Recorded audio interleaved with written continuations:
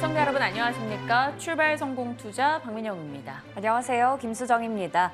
뉴욕 증시는 우리 시간으로 내일 새벽에 FOMC 의사록 공개를 앞두고 이 소매 기업들의 호실적 그리고 금리 하락에 주목하면서 반등에 성공했습니다.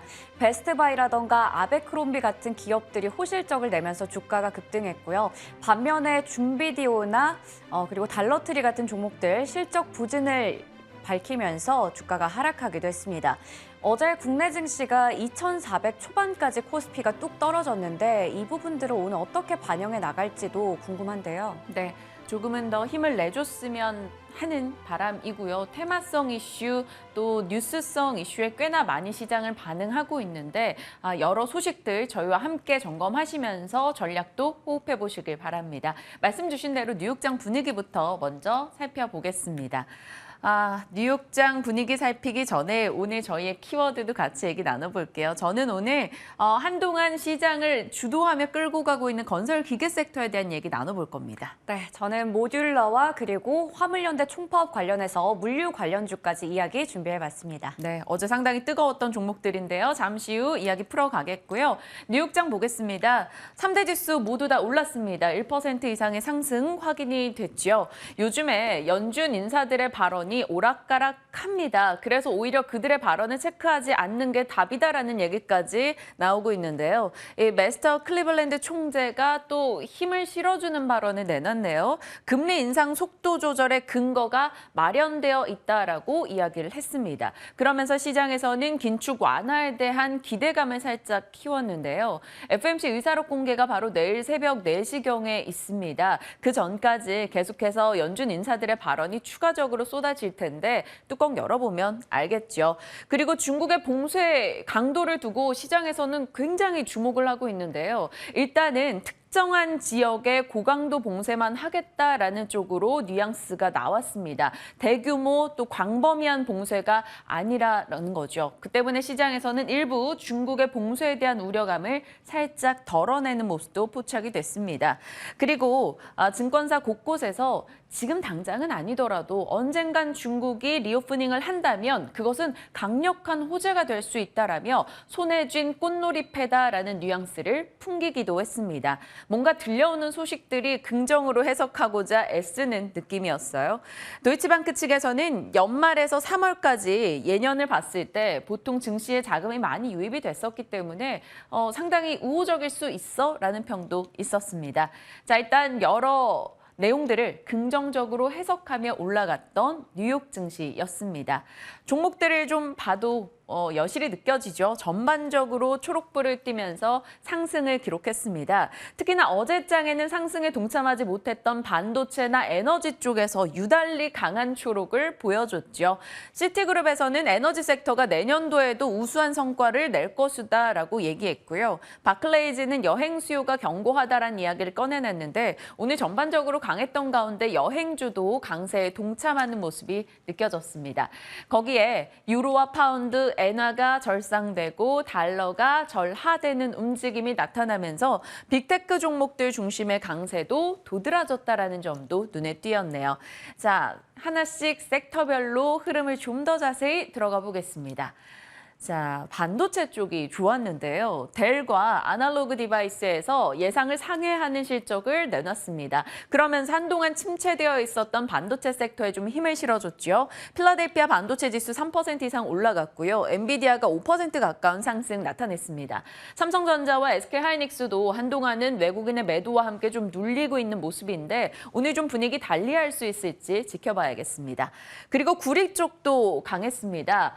중국이 특정한 지역에 그러니까 방역이 필요한 지역에만 고강도 방역을 하겠다라고 꺼내놓은 게 또 힘이 됐을까요? 유가와 구리가 모두 올랐습니다.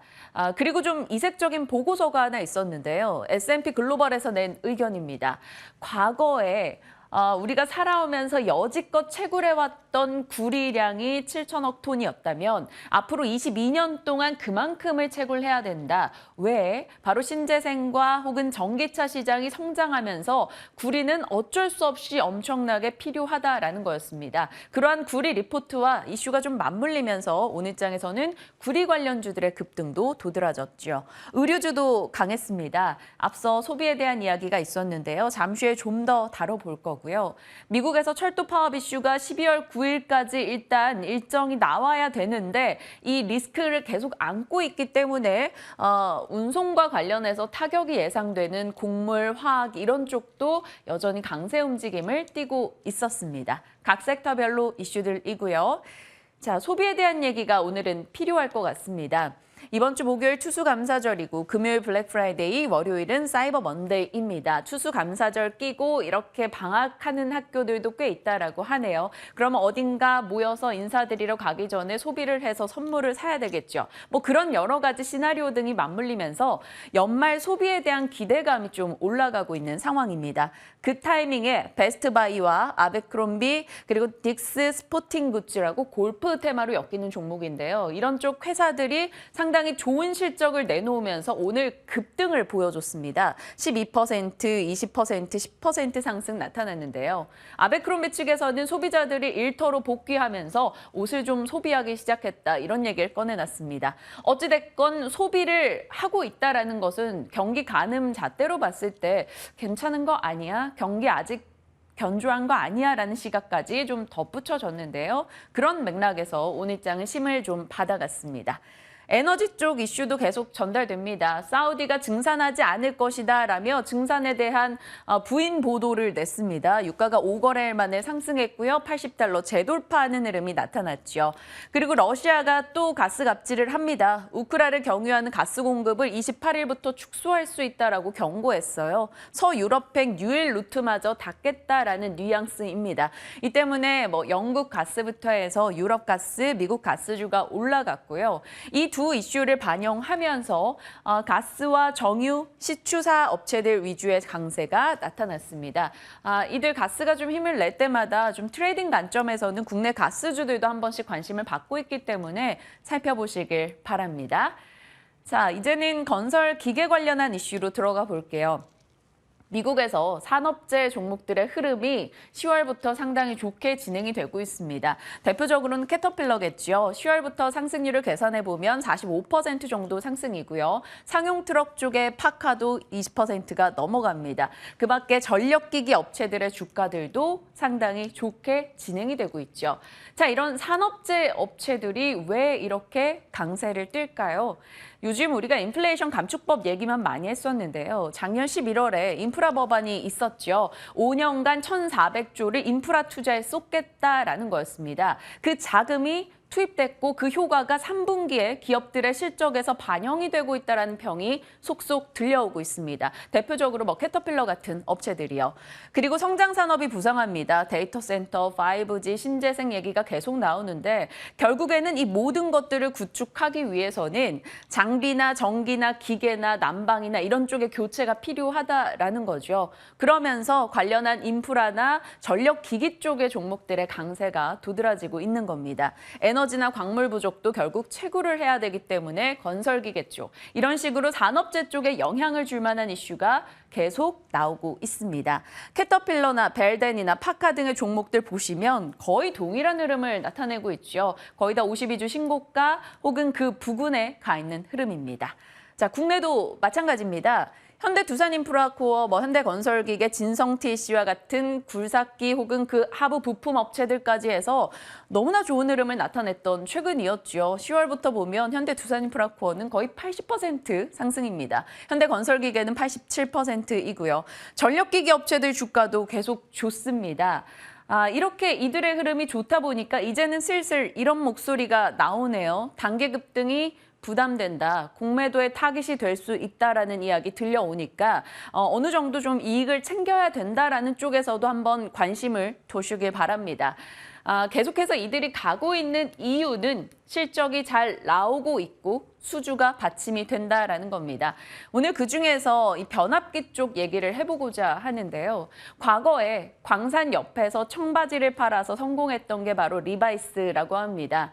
지금 인플레이션 감축법이나 인프라법이 나왔을 때 거기서 직접적으로 수혜를 받는 신재생 쪽 이것도 중요하지만 그 옆에서 수혜를 받는 쪽 변압기, 전력기기 이런 거 봐야 된다라는 얘기가 많이 나옵니다. 결국에는 인프라법과 인플레이션 감축법은 전력망 투자나 교체를 요구하기 때문인데요. 전기차 충전소가 늘어나면 늘어날수록 변압기는 부담을 느끼게 되고 변압기가 지금 미국에서 꽤나 노후화되어 있기 때문에 이것을 다 교체해야 된다라는 겁니다. 실질적으로 변압기가 부족하고 그 덕분에 가격은 계속 올라가고 있고요. 자, 그러니 미국은 미국 내에서만 충당하기가 어려워진 상황입니다. 다른 국가를 땡겨와야 되는데 한국 업체들이 미국향 수주가 최근에 급증을 하고 있죠. 그런 맥락에서 변압기 업체들의 주가 그리고 실적이 모두 좋습니다. 3분기 영업이익 현대일렉트릭과 LS일렉트릭, 교성중공업, 재룡전기 모두 다 괜찮고요. 어제 재룡전기는 또 수주를 따냈는데 매출액 대비 상당한 퍼센테이지를 갖고 있습니다. 정말 수주 소식이 끊임없이 들리는 쪽이기 때문에 계속해서 관심을 둬야 될지 아니면 이익을 챙겨야 될지 고민입니다. 사실 유창희 대표님이 꽤나 빠르게 전력기기 관련해서 언급을 주셨었기 때문에 잠시 후에 이야기 나눠보고요. 자, 어제 메리츠 금융지주 쪽이 전원다 상한가 마감이 됐었죠. 정말 대단했었는데요. 그러다 보니까 시장은 포스트 메리츠를 찾고 있습니다. 자사주 매입과 소각 혹은 주주들에게 우호적인 업들 하고 있는 곳을 좀 주목하고 있는데요. 시장에서 꼽기로는 SK와 LS, 포스코홀딩스, KB금융, 신한지주 등을 언급하고 있습니다. 어찌 반영을 할지 잠시 후에 또 시간이 된다면 챙겨가도록 하죠. 자, 그리고 이 이슈도 있었어요. 시간외에서 주가가 급등인데 조금 의문입니다. 사실 이거 주말에 나왔던 내용이었거든요. 그래서 월요일 날 방송으로도 전해드렸던 바가 있었습니다. 한중 정상회담 이후에 중국에서 조금 우호적 분위기가 나오면서 한국의 영화를 상영했다라는 거였는데요. 그 중국의 OTT에. 그런데 이게 뒤늦게 또 주목을 받으면서 어제 시간외에서 주가가 급등이 나왔습니다. 다만 이것은 그냥 인사치레일 수 있다라는 얘기도 나오고 있고요. K-팝, K-드라마로 확산되기까지는 시간이 필요하다라는 지적도 있으니까요. 주의하시면서 오늘 트레이딩 관점 정도로만 체크하시길 바랍니다. 네, 이어서 제가 화물연대 총파업 관련된 이슈 브리핑 준비해 봤는데요. 기억하십니까? 지난 6월 7일에 화물연대가 총파업에 들어갔었죠. 그때도 제가 6월 13일에 브리핑으로 전해드린 바가 있었습니다. 화물연대가 이 당시에도 6월 7일부터 총파업에 들어갔었는데 그때 이 안전운임제에 지속을 추진하고 품목 확대를 요구하는 이유로 파업에 들어갔었거든요. 안전운임제는 화물기사의 최저임금제라고 불리기도 하는데요. 과로와 과속을 막기 위해서 화물 운송기사들에게 최저임금을 보장을 하고 여기보다 적은 금액을 제시하는 화물기사들에게 과태료를 부과하는 제도입니다. 그런데 이때 지난 6월에도 정부와 협의가 잘 돼서 파업을 중단하기로 했었는데 알고 보니까 이 약속들이 잘 이행이 되지 않고 있었다라는 부분을 이유로 다시 한번 파업을 예고한 상황입니다. 5개월 만에 화물연대가 24일 내일 자정부터 무기한 전면 파업에 들어가겠다라고 경고를 한 상황이죠. 이유는 방금 전에 얘기했던 안전운임제 여전히 현장에서는 정착되지 않고 있다라는 게 되겠습니다. 지금 골자를 본다면 안전운임의 계약을 저지하고 일몰제를 폐지하고 차종 품목을 확대해달라라는 이유인데요. 먼저 보는 것처럼 현행 안전운임제 적용 대상은 전체 사업용 화물차 중에서 고작 6% 정도에 불과하다라는 거고 컨테이너나 시멘트 운송 차량에 제한되어 있다라는 겁니다. 그래서 이 부분을 철강제, 자동차, 위험물, 사료, 곡물, 택배, 지간선 등 5개 품목에 확대 적용해달라라고 이야기를 하고 있는데요. 파업이 예고가 되고 나서 이를 이틀 남겨두고 정부는 어제 긴급 당정협의회를 열고 여러 가지 논의를 했습니다. 어떠한 얘기가 나왔는지 보니까요. 당정에서는 그러면 안전운임제 원래는 올해 연말에 올해 이제 12월 31일부로 종료가 되는데 이 부분 3년 더 연장을 하겠다라고 얘기를 했습니다. 하지만 소득 수준이 양호하고 물류비가 오를 것을 좀 고려를 해서 시멘트와 레미콘 외에 철강제나 자동차 쪽으로 품목 확대해주는 것은 안 된다라고 이야기를 했습니다. 그러자 화물연대 쪽에서는 이거는 임기응변식 반쪽짜리 처방이 아니냐. 예정대로 우리는 총파업 진행할 거고 전국의 16개 지역의 주요 물류 거점에서 동시다발적으로 진행하면서 유례없는 강력한 파업을 할 것이다라고 경고를 했습니다. 사실 지난 6월에도 이 파업이 이어지면서 산업계에서는 2조 원가량의 피해가 있었기 때문에 정부에서는 이번에도 엄정하게 대응을 하겠다라는 방침을 내놓기도 했습니다. 이제 파업 얘기가 나오면 관련한 종목들의 또 움직임도 심상치가 않죠.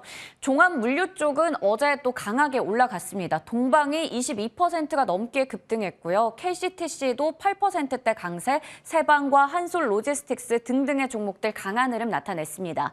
하지만 제가 월요일에 월드컵 특수를 누릴 것으로 좀 전망이 된다라고 얘기했던 주류 관련주들이 일제히 또 부진한 모습 나타냈어요. 제주맥주는 최근에 또 꾸준히 상승세를 이어온 만큼 어제도 소폭 상승 마감하긴 했지만 나머지 맥주라던가 소주 관련주들이 일제히 이렇게 빠지는 하루였습니다. 이제 막 월드컵 대목인데 정말 난감한 상황이죠. 왜냐하면 지난 6월에도 파업 때문에 이 하이트진로나 오비맥주 같은 쪽은 제품 출고량이 20% 정도 빠지는 난관을 한번 겪었었기 때문인데요.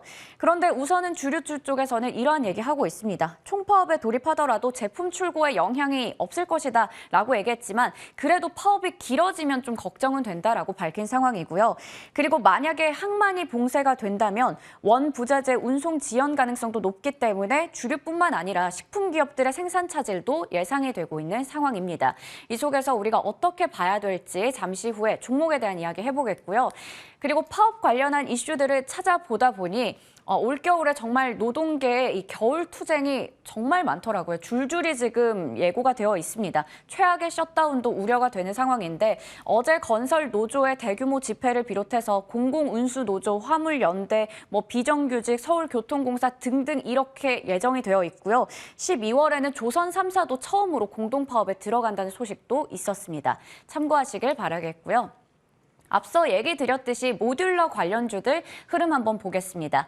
이 네옴시티에 한국의 모듈러 주택을 짓는다 이런 소식은 지난주부터 많이 들으셨을 텐데요. 삼성물산이 네옴 베타 커뮤니티 프로젝트 MOU를 체결을 했습니다. 약 40억 달러 규모이고 1만 가구를 짓는 주거단지 조성 사업입니다. 이 부분은 많이들 알고 계실 것 같은데요. 지금 국내 모듈러 사업에 해외 진출이 가시화된 상황에서 정부도 이쪽 사업에 좀 힘을 실기로 했습니다. 국내 이 모듈러 주택 활성화에 산학 연관이 맞손을 잡은 건데요. 모듈러 주택은 부품 자재의 70%부터 80% 정도를 공장에서 미리 생산하고 조립하기 때문에 공기를 단축하고 탄소 배출을 줄일 수 있다라는 장점이 있습니다. 그런 상황에서 모듈러 주택 정책협의체가 오늘 바로 열리는데요. 관련한 이슈가 어제 모듈러 주택 관련주에게 힘을 강하게 실어줬습니다. 보시는 것처럼 금강공업은 모듈러 건축업을 영위하는 회사인데요. 어제 장중에 상한가를 기록했고요. 23% 가까이 급등한 채로 마감을 지었습니다. 이외에도 범양건영도 13%나 급등하는 기염을 토하기도 했고요. 이외 관련주도 시장에서 주목받고 있는데 새로운 테마주로 급부상할 수 있을지 이야기 나눠보겠습니다. 기존의 주도주 성격을 띄었던 종목군들로는 또 이익 실현의 움직임이 많이 나왔기 때문에 좀 테마성 이슈가 좀 더 시장의 각광을 받고 있습니다. 그런 맥락에서 수정이거 정말 잘 정리를 해주셨고 이 중에서 눈여겨볼 종목 무엇이 있을지 전략 챙겨보도록 할게요. 지금부터 함께 해볼까요?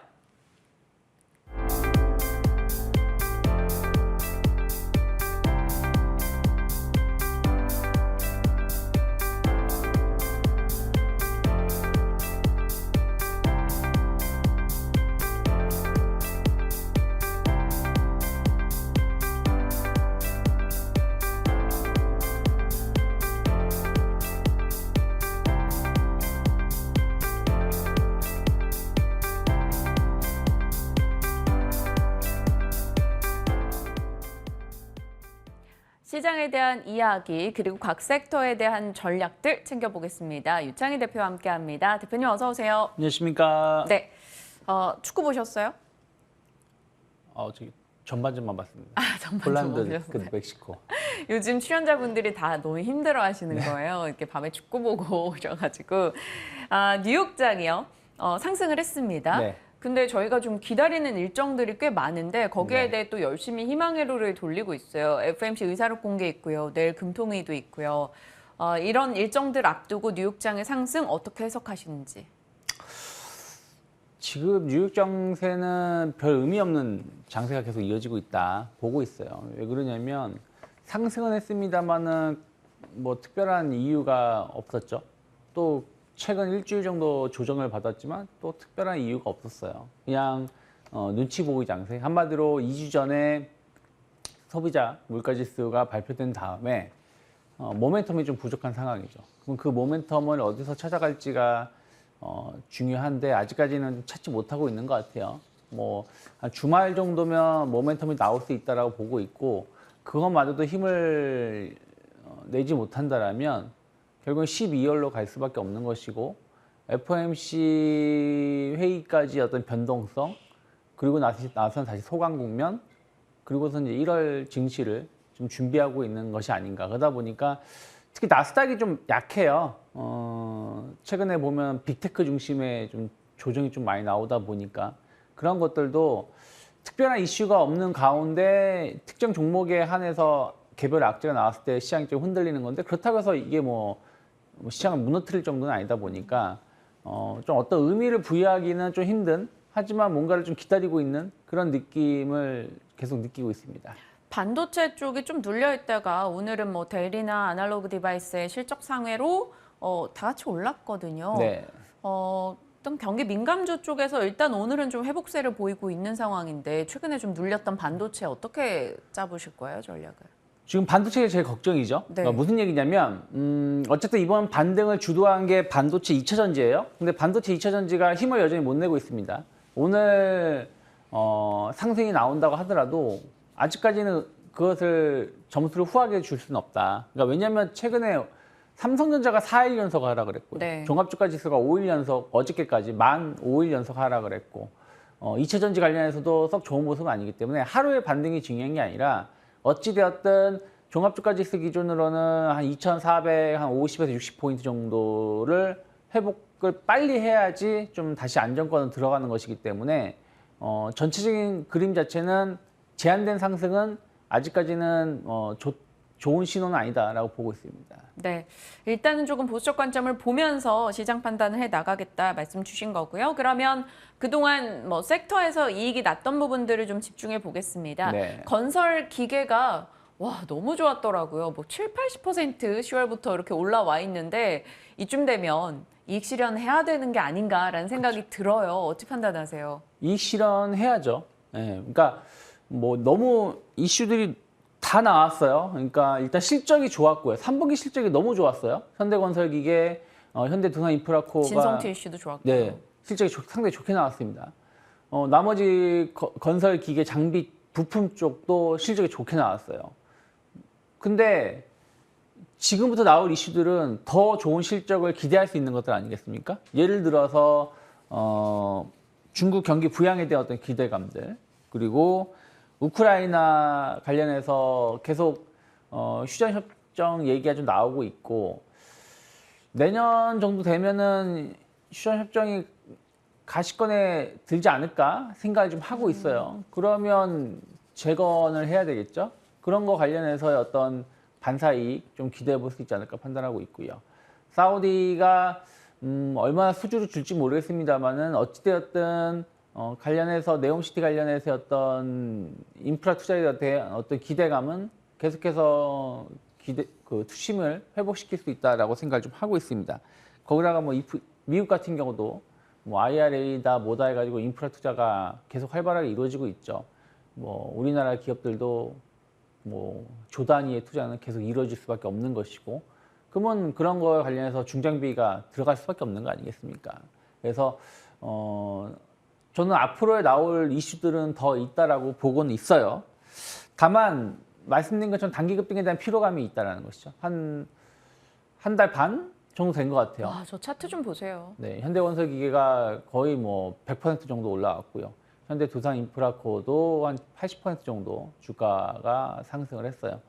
그리고 뭐 진성 TEC라든지 뭐 이런 기업들도 최근에 좀 주가가 가파르게 올라오고 있는 상황이기 때문에 저는 뭐 관련해서 여전히 더 갈 수 있다라고 보고 있는데 약간 속도 조절은 이루어진다. 그러면 물론 이제 지금 추격 매수해서 더 간다라면 뭐 시간과의 싸움을 하는 것도 방법일 수 있겠습니다만은 각도가 너무 가파랐기 때문에 저는 오히려 좀 눌림목이 나온다라면 한 21선 언저리까지 좀 기간 조정이라든지 좀 가격 조정이 나온다라면 그럴 때 접근하는 것이 좀 더 좋지 않을까 좀 판단을 좀 하고 있습니다. 눌림목 상황에서 사본다면 또 어떤 쪽으로 들어가 일단은 볼까요? 뭐 진성 TEC라든지 DY 파워 이런 부품 장비 쪽도 나쁘지 않다 생각하고 있어요. 특히 진성 TEC 같은 경우는 그 무한 궤도라고 하죠. 이 포크레인 그 바퀴를 돌리는 그 제품이 제가 알기로는 타이어보다 교체 비율이 더 빠르다고 합니다.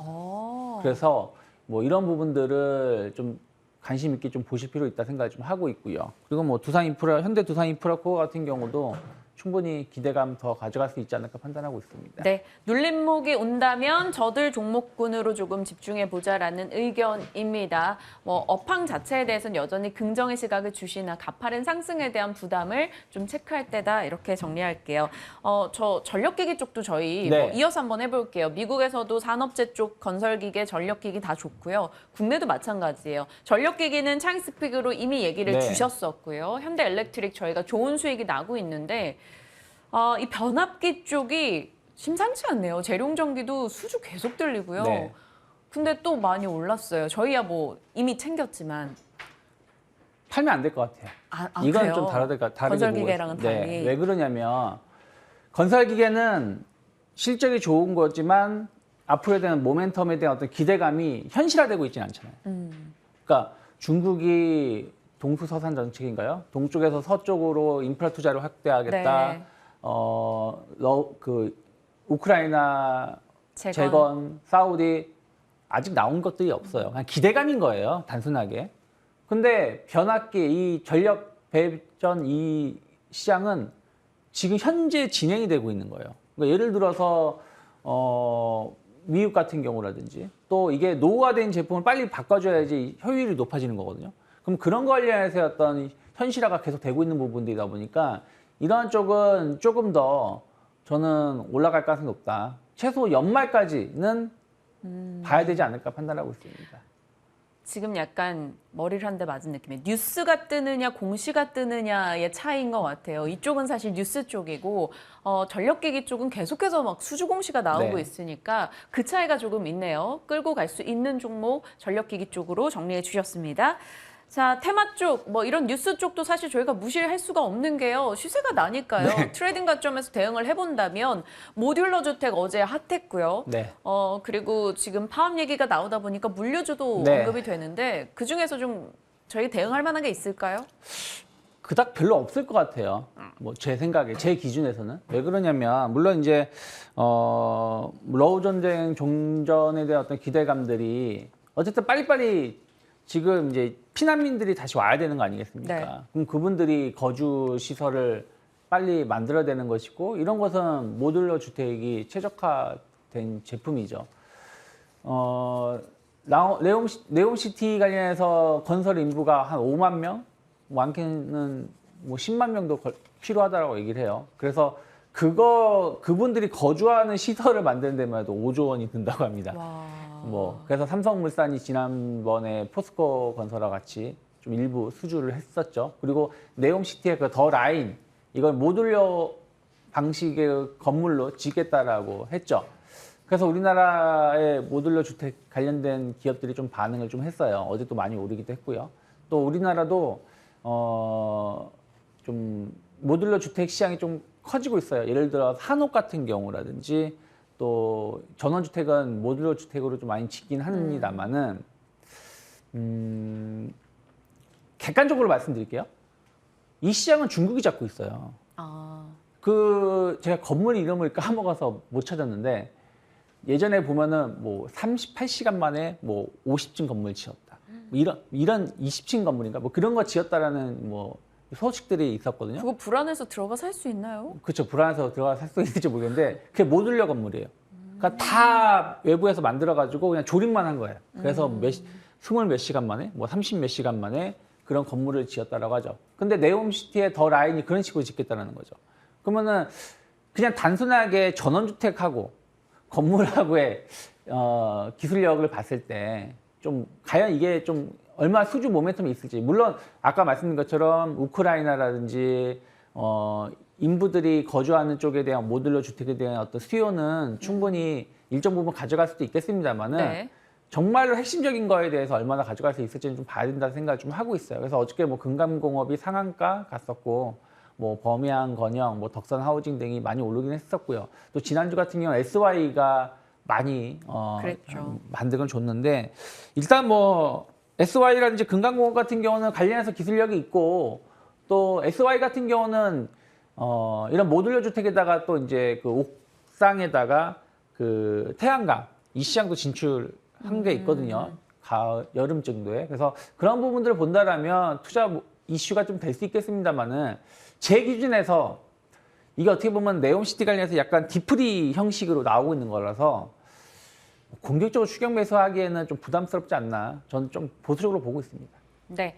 좋습니다. 그렇다면 종목들 대응에 대해서는 조금 보수적 관점에서 조심스럽게 언급을 주신 거고요. 창스픽으로 곧장 가겠습니다.